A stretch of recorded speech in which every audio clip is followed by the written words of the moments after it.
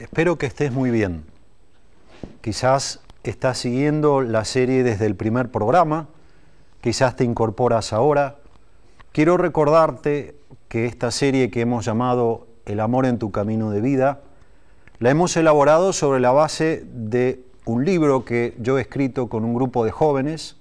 Ellos preguntan, yo respondo. ¿Qué tema vamos a tocar hoy?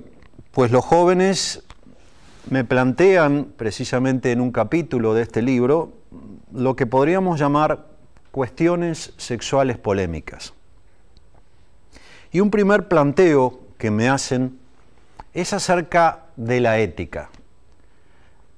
¿Se puede hablar de una ética objetiva o cada uno puede decidir lo que está bien y lo que está mal? Mi respuesta es la siguiente. Hay un planteo básico que tiñe, yo diría, todas las respuestas o muchas de las respuestas que quizás tú necesitas. Ese planteo básico es si hay creación o no hay creación. Es decir, si el ser humano, si el hábitat en el cual vivimos, si el planeta Tierra es producto de la mera evolución al azar o si hay un acto creador. Todas las corrientes filosóficas quizás pueden dividirse sobre la base de este eje. ¿Somos creacionistas? ¿Creemos en la creación o no creemos en la creación? Yo soy creacionista. Creo, valga la redundancia, que fuimos creados. Y por lo tanto, si hay un creador, el creador imprime un sentido a la creación. No crea sin sentido. Si hay creación, hay un orden, hay un sentido. Eso son la naturaleza de las cosas y de los seres. Pues también hay naturaleza en la sexualidad humana. Solo que, como decíamos en otro programa, la sexualidad humana es una sexualidad ordenada, pero no determinada, porque no tenemos los seres humanos instintos que instigan la conducta como tienen los animales. Tenemos tendencias que nos proponen la mejor manera de ser humano, la manera de ser feliz. Ahora, pasan esas tendencias por el filtro de tu libertad. Tú decides obrar conforme a tu naturaleza, que te ofrece las mayores posibilidades de ser feliz, o no obrar conforme a tu naturaleza. Recuerda entonces que la pregunta ética no es qué es lo prohibido. Eso es una visión muy pobre de la ética. Por supuesto que implica la ética cosas que hay que hacer y cosas que hay que evitar. La pregunta ética fundamental es en positivo. ¿Qué es lo que me hace ser más feliz? ¿Qué es lo que me permite hacer más feliz? De manera que, concretando una respuesta, sí, existe una ética objetiva, existe una ética transcultural, existe algo dado al ser humano en forma natural y permanente que puede tener matices culturales. No varía lo que está bien y lo que está mal en cada tiempo y en cada lugar. Si no existiera naturaleza, porque no hubo creación, no existiría entonces un orden objetivo y entonces es imposible hablar de bien y mal, de salud y enfermedad, y se obstaculiza mucho también el proceso educativo de un ser humano, que es ayudarle, guiarle a recorrer ese camino entre lo que es y lo que puede llegar a ser o lo que debe llegar a ser para llegar a su plenitud y ser más feliz. Vamos a otro planteo que me han hecho los jóvenes en este libro. El tema del matrimonio a prueba. ¿Puede vivirse un matrimonio a prueba? ¿Existe realmente una prueba del matrimonio a través de la convivencia con intimidad sexual previa al matrimonio? Mi respuesta es categórica, no es posible, porque el matrimonio implica una entrega total. Y no puede probarse una entrega total a través de una entrega parcial.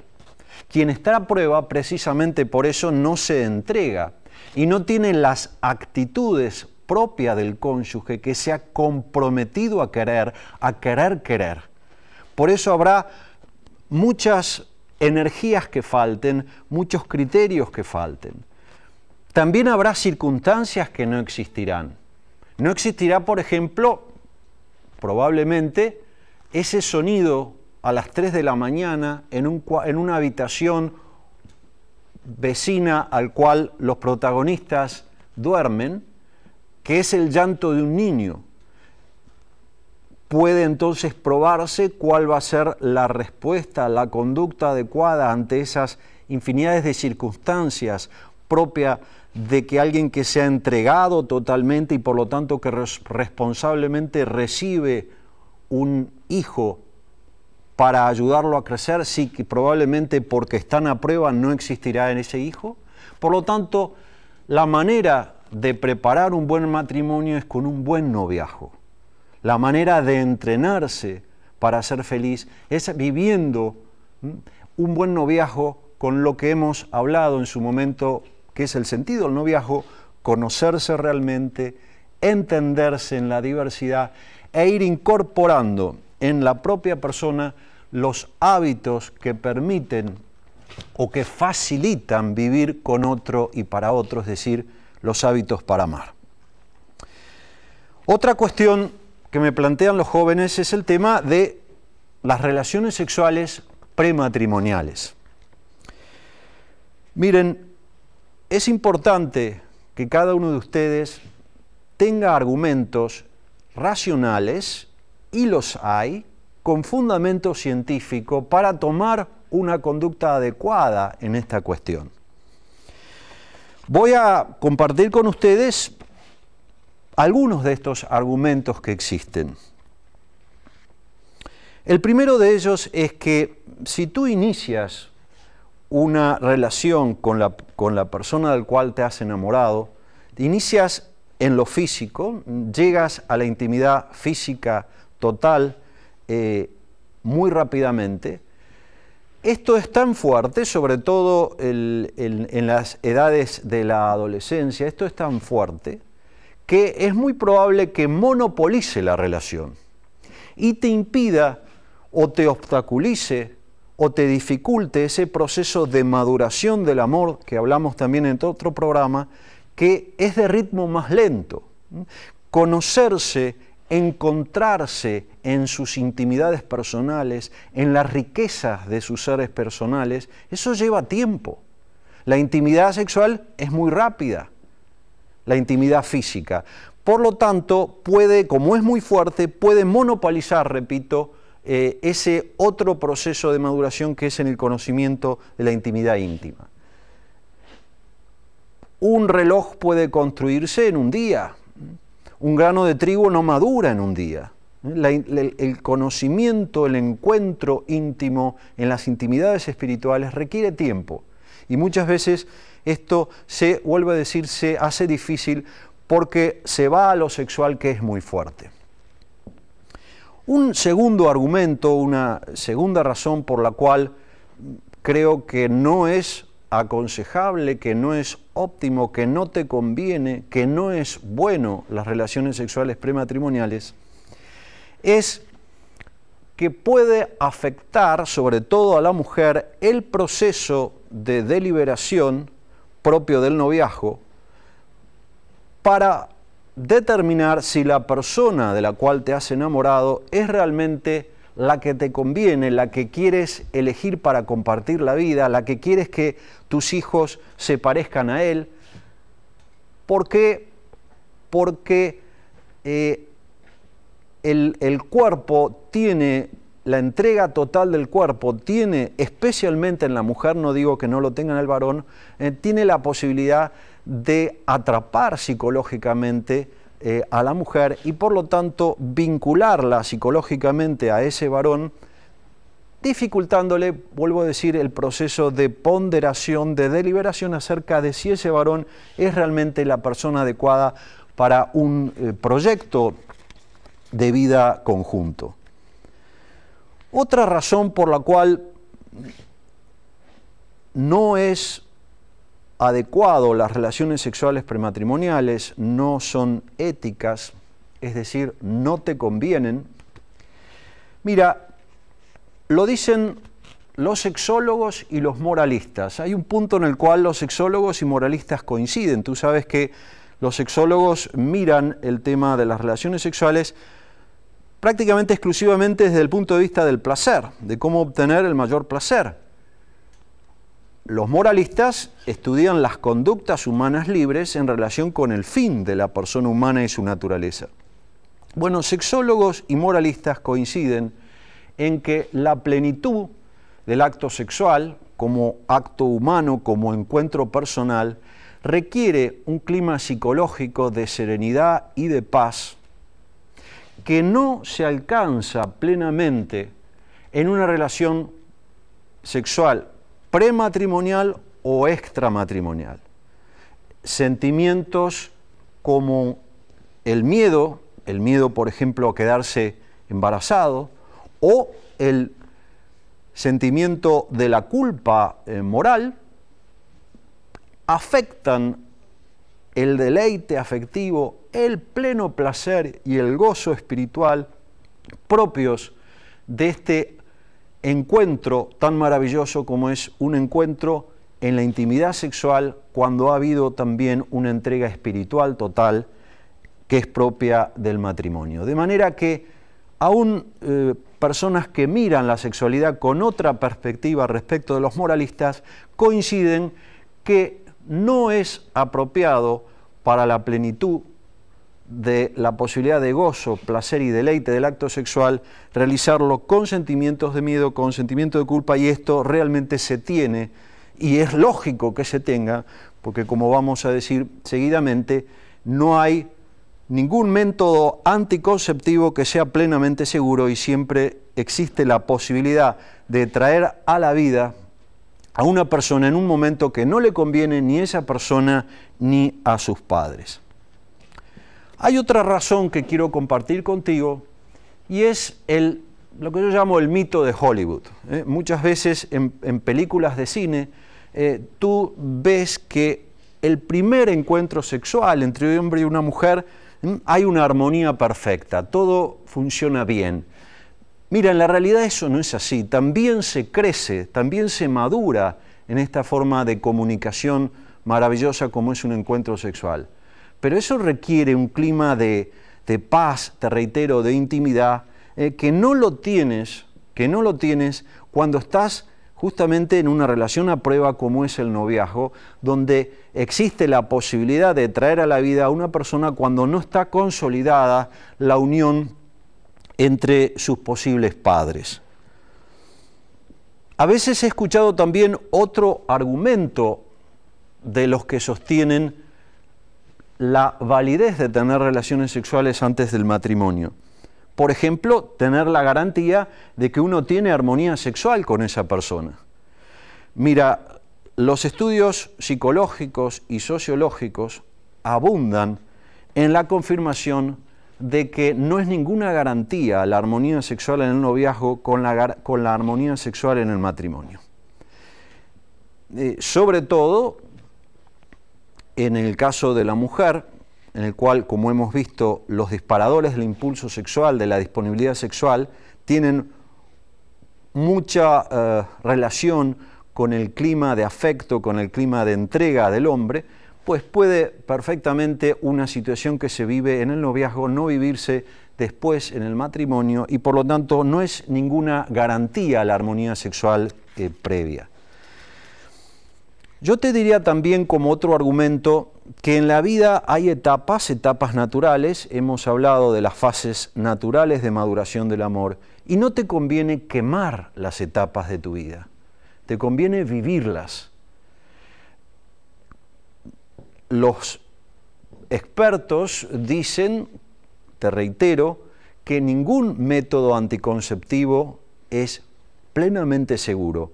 Por lo tanto, si tú confías en esa propaganda que por todos lados escuchas de que existe un sexo seguro, es decir, que usando un preservativo no tienes ninguna posibilidad ni riesgo de embarazo, déjame decirte que eso no es científicamente cierto.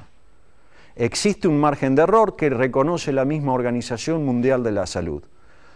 Un margen de error, la posibilidad de que pasen los espermatozoides por el látex, que es el material de un preservativo, del 15 al 17%, lo cual se acentúa con posibles defectos del preservativo o también por su mal uso. Con una cierta frecuencia recibo como consultor parejas de novios que se embarazan usando preservativos. Por lo tanto, no te dejes manipular. No existe el sexo seguro. Siempre existe una posibilidad de traer a la vida un ser humano en un momento que no le conviene. Tú estás estudiando, tú estás probando a través del noviazgo si va a ser posible un proyecto de vida con esa persona. ¿Te parece responsable ser padre y madre en ese momento? Te reitero, hay etapas naturales, no las quemas.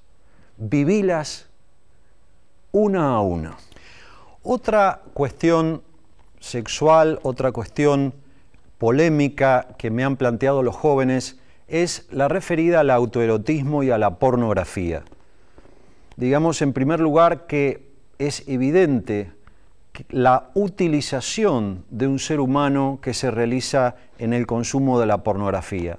Es evidente el atentado a la dignidad humana que implica el consumo de pornografía, porque es considerar a un ser humano, a una mujer o a un hombre como objeto exclusivo de placer. El placer integrado al amor es bueno, pero el placer exclusivamente buscado como medio de satisfacción egoísta puede generar alguna satisfacción, pero genera después un sentimiento de vacío porque no corresponde, porque violenta la dignidad humana. No somos algo, somos alguien, y la pornografía implica la utilización de un ser humano como algo, como objeto exclusivo de placer.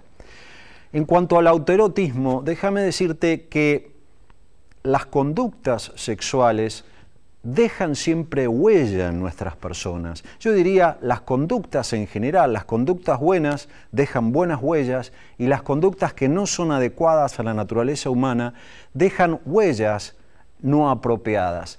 Si tú te habitúas a buscar placer al ritmo de tu sexo a través del autoerotismo, dejas la huella en tu sexualidad de llegar al máximo de la excitación sexual al ritmo de tu propio sexo. Si eres varón, te costará luego, en el momento oportuno de tener relaciones sexuales en el matrimonio, quizás tendrás dificultades para la armonía sexual porque no estarás habituado a gobernar tu impulso sexual para esperar el ritmo de excitación más lento de la mujer para poder llegar, como nos decía Juan Pablo II en ese libro Amor y Responsabilidad, a goces sexuales compartidos en el encuentro personal de los cónyuges.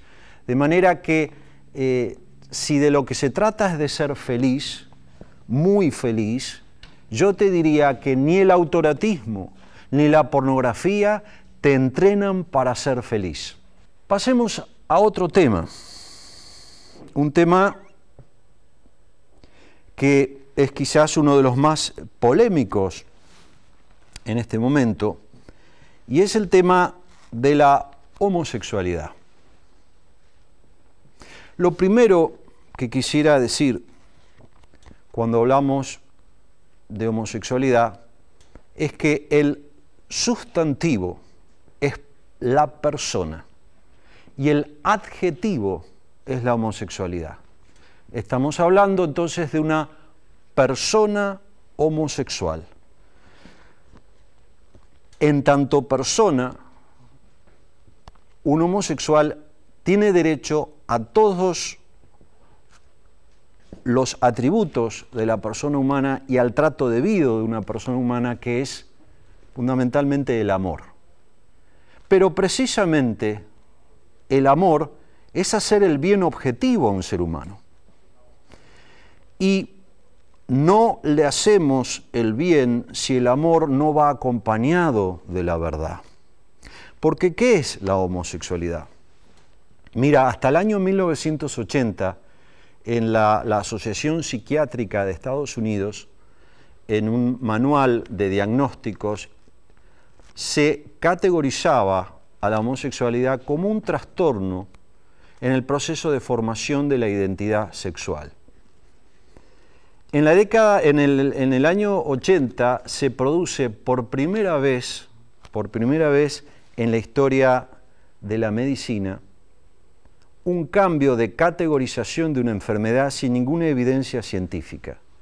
Se realizó por un lobby que comenzó en el año 70, un lobby realizado por la comunidad gay, lésbica en los Estados Unidos, que contrató a expertos en marketing de la Universidad de Harvard y aplicando las 4P del marketing, Product, Promotion, Place y Price, se propusieron cambiar la opinión pública en los Estados Unidos respecto de una mirada a la sexualidad como una alternativa normal de vivir la sexualidad. En cuanto a la promoción, se trataba de hacer la homosexualidad valiosa, por eso se utilizó mucho el cine. Tú verás que en muchas películas la persona homosexual es el bueno, la persona heterosexual es la persona mala. Precio, price, quien hoy define una posición como la que estoy diciendo, que la homosexualidad es un trastorno en el proceso de formación de la identidad sexual, tiene alto riesgo de ser difamado, de ser atacado, de ser excluido incluso de comunidades científicas. Es decir, hay que pagar un alto precio que muchos no están dispuestos a pagar. El lugar, place, donde promocionar el producto, bueno, se buscan también lugares estratégicos como publicidades, como incluso dibujos animados. Es decir, la aplicación de las 4P del marketing realmente ha tenido éxito y hoy muchas personas ven a la homosexualidad como una alternativa normal y en muchos textos escolares así se presenta. Pero reitero, amar a una persona es amarla con la verdad. Y la verdad es que la homosexualidad es un trastorno en la formación de la identidad sexual. Spicer, que fue el psiquiatra que lideró este cambio por lobby sin ninguna evidencia científica, hoy lidera NARTH. NARTH es la asociación en los Estados Unidos que trabaja en la recuperación de personas homosexuales hacia la heterosexualidad. Por lo tanto, reitero, la persona es el sustantivo, la calificación de homosexual es el adjetivo. A una persona todo el amor, toda la comprensión, toda la contención, toda la compasión, pero también toda la verdad. ¿Amamos a una persona que tiene diabetes, negándola que es una enfermedad? No sé, los expertos dicen que la homosexualidad puede recuperar la heterosexualidad en un alto porcentaje, sobre todo cuando el inicio de los actos homosexuales no tiene arraigo. Y por supuesto, también me lo preguntan los jóvenes, ¿es una inmoralidad la homosexualidad? No, distingamos la persona homosexual de los actos homosexuales. La persona homosexual no es inmoral. Lo que es inmoral, es decir, lo que es contrario a la naturaleza y por lo tanto no conviene a la persona homosexual, son los actos homosexuales. La homosexualidad va acompañada de otros trastornos psíquicos como muchas veces la obsesión, la depresión y las adicciones. Por lo tanto, amar a una persona homosexual no es decirle está todo bien, sino ofrecerle ayuda, y la hay, para recuperar esa condición natural que es la identidad masculina o la identidad femenina. He dicho que la persona homosexual tiene todos los derechos de la persona humana. Quiero aclarar que la titularidad de esos derechos es la condición de persona, no el adjetivo homosexual. Y quiero precisar que tiene, por supuesto, en tanto persona derecho a casarse, pero obviamente con persona de otro sexo, como toda otra persona humana. De hecho, en ninguna legislación civil está discriminada a la persona de condición homosexual porque no hay ningún impedimento que se refiera a la homosexualidad. ¿Por qué no es posible un matrimonio entre personas del mismo sexo? Porque precisamente lo conyugable, lo que se pone en común al casarse, no es lo que se tienen dos personas de igual, sino lo que tienen diverso, que es su sexualidad masculina y su sexualidad femenina. En ninguna cultura, en ningún momento histórico, el matrimonio ha sido la simple legalización de los afectos. Siempre ha sido, con matices culturales distintos, el tipo de unión en el cual lo que se pone en común es la diversidad sexuada masculina y femenina para poder tender a los dos fines del matrimonio, el bien de los cónyuges a través del enriquecimiento recíproco en esta diversidad y la apertura a la procreación y educación de los hijos, que es una dimensión de la entrega al cónyuge. Los hijos no se producen, sino que se procrean a través de la entrega amorosa al cónyuge, que tampoco dos personas de condición homosexual pueden hacer. En cuanto a la adopción de hijos por parte de homosexuales, hay décadas de psicología de la personalidad, de psicología del desarrollo, pediatría, es decir, fundamentación científica muy abundante que explica que lo mejor para un hijo, para el desarrollo óptimo de un hijo, es tener un padre y una madre. También los documentos internacionales, como la Declaración Universal de los Derechos del Niño, habla del interés superior del niño. Cuando hablamos de adopción, no hay que focalizar en el interés del que adopta, sino del interés del adoptado. Y el interés superior del niño es crecer con un padre y con una madre. Finalmente, aunque ya hemos hablado de este tema algo, quisiera hacer una referencia a la llamada unión meramente afectiva. Eso me preguntan también los jóvenes. ¿Da lo mismo el matrimonio que irse a vivir juntos? Bueno, lo hemos hablado y simplemente voy a ser muy breve para concretar la siguiente idea. No es lo mismo fundar una relación en la cual hay un compromiso de quererse, es decir, una actitud de querer quererse, a fundar una relación en la cual el protagonismo lo tiene el deseo. Es decir, estamos juntos mientras desee estar contigo. Cuando no me provoques ese deseo, esto se acaba. No vamos a estar juntos hasta que la muerte nos separe, sino hasta que la vida nos separe. Esto es frágil, esto tiene plazos de caducidad muy rápidos y eso genera mucho dolor, eso está generando mucho dolor y muchas cicatrices. Es el matrimonio la unión auténtica y natural. Es el matrimonio, te reitero, el tipo de unión que responde a las dinámicas naturales del enamoramiento que hemos analizado en otro programa. Es el matrimonio el que te ofrece mayores posibilidades de ser feliz. Te reitero, existe una ética objetiva. El bien es lo que te conviene conforme a la naturaleza y a la identidad personal que tienes. El mal es lo que no te conviene conforme a la naturaleza y a la identidad personal. No te dejes engañar, no te dejes manipular.